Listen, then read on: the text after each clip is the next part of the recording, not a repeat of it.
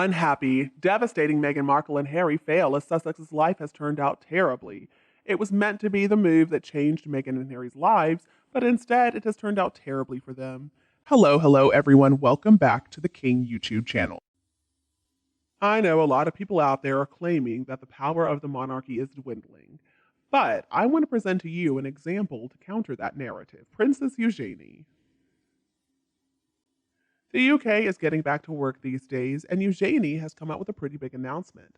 Not only is there going to be a second series of her podcast series, Floodlight, now that's part of her work with the Anti-Slavery Collective, which she co-founded, but she also managed to get the former British Prime Minister Theresa May as a guest.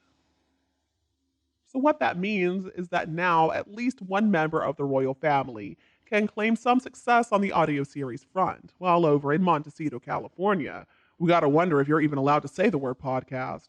So Daniel Ek is the founder and CEO of Spotify, and he revealed to the BBC exactly why Spotify decided to part ways with Harry and Meghan back in June. Meghan's podcast series Archetypes was the only series that was the product of their $34 million deal with Spotify.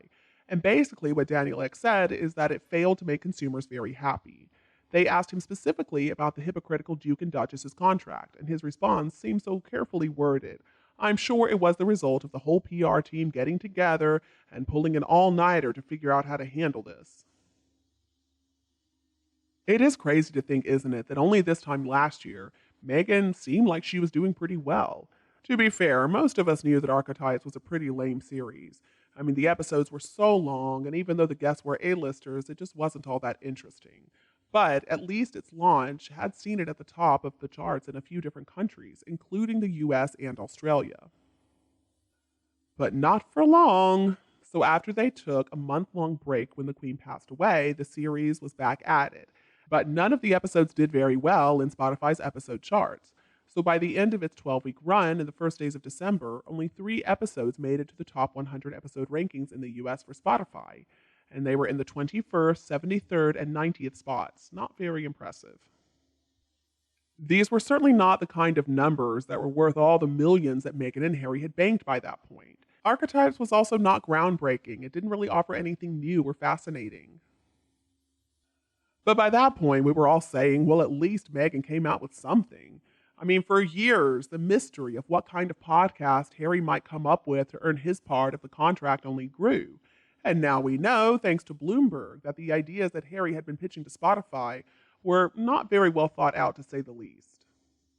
According to the business title, Harry believed that he could interview people like Donald Trump and Vladimir Putin, that he could ask them all about their childhood trauma, and then Harry could discover what exactly made these men become such divisive figures. Not really sure that lack of maternal affection can be blamed for a literal war, but whatever. There was also Harry's idea to do a series that would have tackled major societal conversations like climate change and religion. Now, for the latter, Harry believed that he would like to interview the Pope. So in June, when Spotify announced that they were done with Meghan and Harry, nobody was all that surprised. The official statement said that the two parties had mutually agreed to part ways, but still, this split was certainly a blow to Meghan and Harry's little content empire they were trying to build. It's been more than 3 months since that announcement, and now it looks like Harry and Meghan's podcasting careers have joined Meghan's 40 by 40 initiative. Where is it? Yeah, we don't know either. And whatever happened to Meghan's push for paid parental leave and her alleged plans to push for the ratification of the Equal Rights Amendment? Basically, all of this has been forgotten. In September, we found out that Meghan had given up on trying to trademark the word archetypes after a futile 17-month mission. And that does not bode well for the future of the series. The question that has to be answered here is, what happened to Meghan and Harry's podcast dreams? If the gruesome twosome can't make consumers happy with their audio talents, could they make consumers happy in any of their other endeavors? Their track record so far is hardly impressive. Now, of their Netflix series, they have had one big win, Harry and Meghan, and a couple of failures when it came to audience numbers. Harry's book Spare sold pretty well, but would another book from him do well? Probably not. And now, since they have plumbed the depths of their royal trauma, what exactly do Harry and Meghan have to offer? To borrow a phrase from Daniel Ek, the Spotify boss, can the gruesome twosome find a way to make audiences happy? Even back in January of this year, when Meghan and Harry were still employed by Spotify, Bill Simmons, the company's head of podcast innovation and monetization, said of Harry, "What does he do? Why are we listening to you? So you were born in a royal family and then you left. You sell documentaries and podcasts, and nobody cares what you have to say about anything unless you talk about the royal family and you just complain about them." If Meghan and Harry want to be successful in their careers in the US, they have got to come up with a reason as to why people should listen to them. Let's forget the titles. We need to look at them as individuals. What exactly are their talents? Until he was 35 years old, Harry had only ever worked for his grandmother. He never had to pay the bills. And Meghan's CV isn't that much more impressive. As royal biographer Tina Brown put it, Meghan was only number 6 on the call sheet of a show on cable. Of course, we're still hearing about some new online business of Meghan's, and maybe that's going to make their family the millions they're so desperate for. Who knows? But as producers and content creators, things aren't looking good. The Hollywood strikes have finally come to an end, and scripted productions are back on track. So, are we going to see Meghan and Harry making any progress with Meet Me at the Lake, the best selling novel that Netflix supposedly bought the rights to, specifically for the two of them? Will Harry's rumored Africa documentary ever happen? Will they figure out a way to make us, the audience, happy? Well, just think about it. There are probably a couple of people inside WME and Archwell tasked with working out answers to these very questions right now. At least none of them are going to have to worry about figuring out how Harry can slip into his father's DMs to set up an interview, or the time difference with Vatican City. It is, after all, important to count one's blessings. All right, guys, that is the end of the update. So now time to talk about a lively discussion I came across in the comments section of the video. Spotify boss bitterly cursed the talentless hypocrite Meghan. There were so many good comments, and I want to share a few of them with you right now.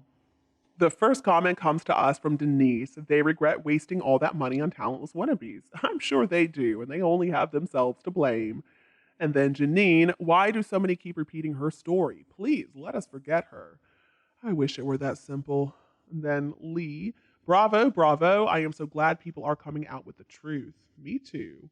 And then next page, we've got Leslie. If King Charles, together with the British government, were to remove Harry's titles, which would then automatically remove them from his wife, that would then give Harry's wife a clear run at the Senate at the next election. The king won't do that. He will wait until Harry requests their removal. As long as she remains married to Harry, she won't get in. Even if they rescind the titles, Harry is still a prince by birth, a title that cannot be easily removed. But are her attempts to get into politics really a red herring? Is this a sneaky stunt created by her PR in order to divert the attention away from the real candidate? Oh, pariah Wimpy, the corrupt, power-hungry multi-billionaire and Meghan Markle's useful BFF. Meghan Markle plays the long game, and oh, pariah will get her in once she herself is established within the Senate. We will all be silenced if that comes to fruition. Neither of these two users have a patriotic bone in their bodies. It's just a power trip. Ooh, Leslie, thank you so much for this comment. All right, guys, thank you so much for tuning in. That's all the time that we have. Thank you so much, though, for continuing to leave those comments.